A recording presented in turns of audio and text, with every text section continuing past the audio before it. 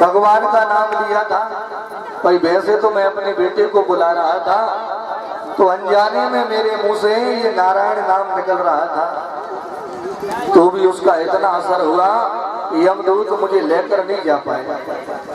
अगर मैंने भाव से श्रद्धा से भगवान के इस नाम को भजा होता तो यमदूत मेरे घर के भीतर भी नहीं आ पाते। ये इस नाम का चमत्कार है, इसका फल है।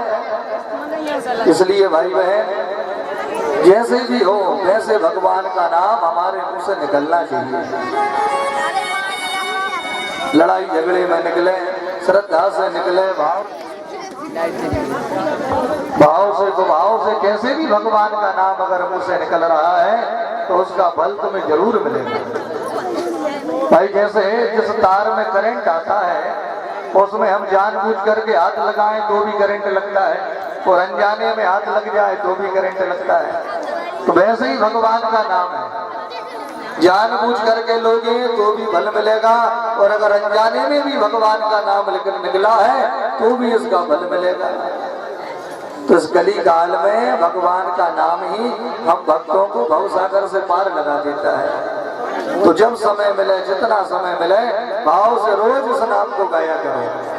बोलिए राधे राधे।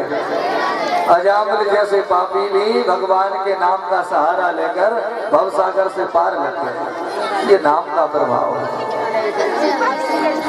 आगे प्रहलाद जी की कथा सुनाई। हिरण्यकश्यप ने ब्रह्मा जी की तपस्या करके अनेकों वरदान प्राप्त कर लिए कि दिन में मरूं ना, रात में मरूं, भीतर मरूं ना, बाहर मरूं, ऊपर मरूं ना, नीचे मरूं, अस्त्र से मरूं ना, शस्त्र से मरूं, नर से मरूं ना, सिंह से मरूं, ब्रह्मा की सृष्टि में किसी से ना मरूं। अनेकों वरदान। इसको लगा कि मैं तो अमर हो गया, तो उसने आतंक मचाना प्रारंभ कर दिया।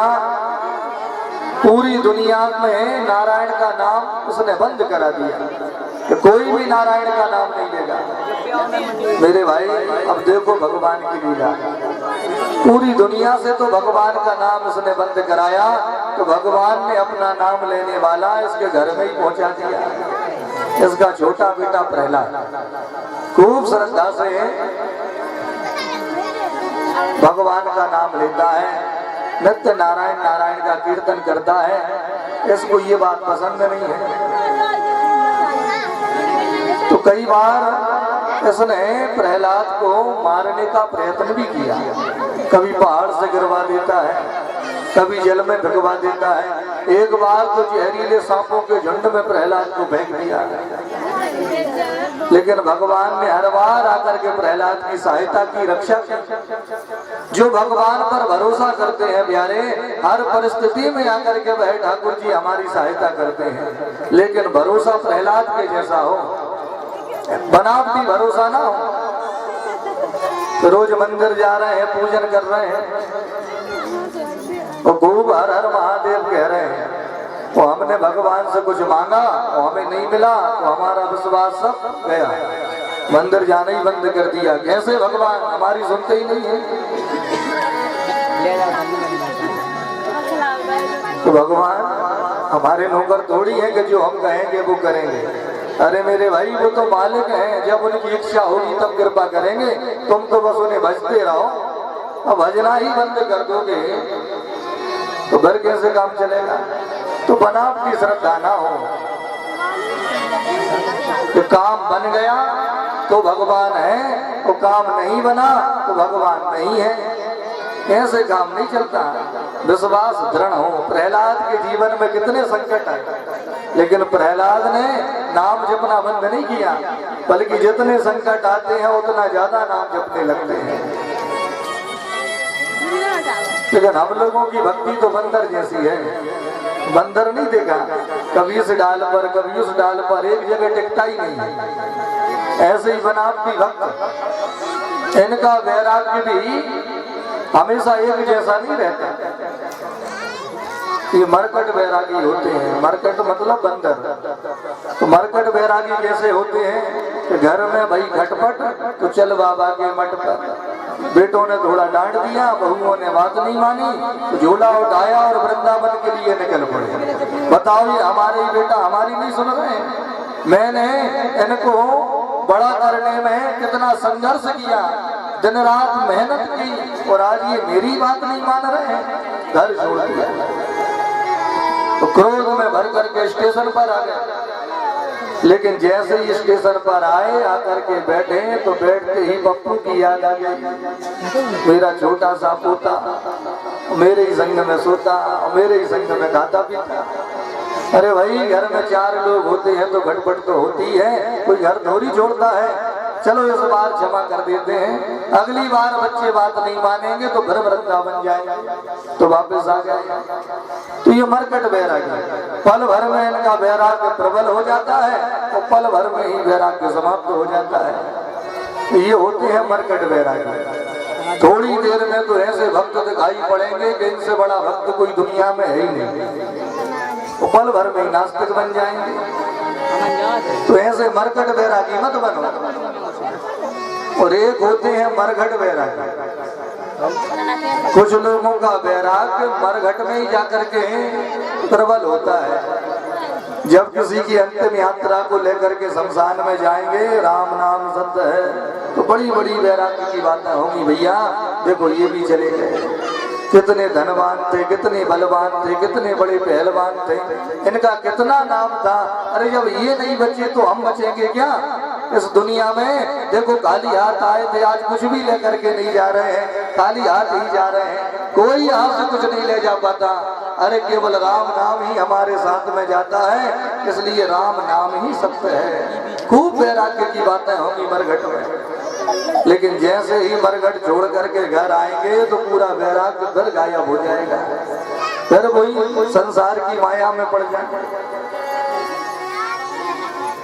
जो वास्तविक वैरागी होते हैं, उनको तो खुद पता नहीं होता कि हमारे हृदय में वैराग आ गया। सच्चा वैराग्य जब आ जाता है तो ये दुनिया झूठी लगने लगती है, और हमारा मन भगवान के चरणों में खुद ही जाकर के चिपक जाता है। जब ये दुनिया झूठी लगने लगे और भगवान सच्चे लगने लगे, तो समझ जाना कि अब हमारे हृदय में सच्चा वैराग्य आया है। यही असली वैराग्य की पहचान है।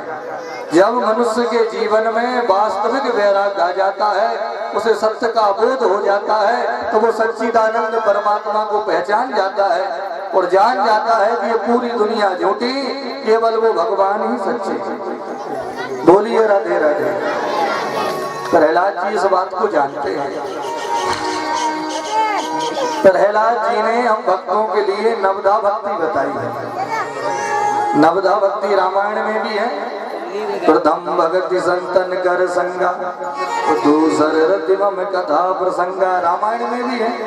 और नवधा भक्ति भागवत में भी है। भक्ति तो वही है, बस क्रम में थोड़ा सा अंतर है। भागवत में जो नवधा भक्ति प्रहलाद जी ने बताई है, बड़ी सुंदर हो, तो हम लोग श्रवण करें। श्रवणम कीर्तिनम विष्णु स्मरणम पाद सेवनम अर्चनम वंदनम दास्यम सख्यात्म निवेदनम। प्रहलाद जी कहते हैं कि भगवान की पहली भक्ति है श्रवणम, भगवान की सुंदर सुंदर कथाएं सुनो, ये पहले नंबर की भक्ति है। अगर तुम भगवान की कथा सुन रहे हो प्यारे, तो भगवान की सबसे बड़ी भक्ति कर रहे हो। प्रहलाद जी कह रहे हैं कथाएं सुनने से क्या होता है? कथाएं सुनने से हमारे मन के विकार बाहर भाग जाते हैं, मन निर्मल हो जाता है। और जब मन निर्मल हो जाए तो तुरंत उसमें ठाकुर जी आकर के विराजमान हो जाते हैं। तो भगवान की कथा ही हमारे मन को निर्मल बनाती है। श्रवणम कीर्तिनम, अब जो सुन रहे हो कथा में, अपने मुख से फिर उसी का कीर्तन करो। श्रवणम कीर्तिनम विष्णु स्मरणम, भगवान का अपने मन में स्मरण करो कि भगवान कैसे हैं। भाई हम लोगों ने देखे तो नहीं, केवल हम अपने भाव से ही भगवान की अलग अलग छवि अपने नेत्रों में बनाते रहते हैं, अपने हृदय में बनाते रहते हैं कि हमारे प्रभु ऐसे होंगे, कि हमारे प्रभु ऐसे होंगे, कि बंसी बजाते होंगे, कि मोर पंख का मुकुट लगाते होंगे। तो तो जैसा शास्त्रों में उनके स्वरूप का वर्णन हुआ है उसी अनुसार हम उनकी एक झांकी अपने हृदय में बनाते हैं कि हमारे प्रभु ऐसे होंगे। तो उस छवि का दर्शन अपने हृदय में करो और खूब श्रद्धा से भगवान का स्मरण मन में करो। इसमें बहुत बड़ा फायदा है। जितने लोग यहाँ बैठे हैं जिनका रोज सिर दर्द होता हो, टेंशन हो, चिंताएं हो, मन अशांत हो, घबराहट होती हो, ब्लड प्रेशर बढ़ता हो, ऐसे लोगों के लिए ये रामबाण उपाय है।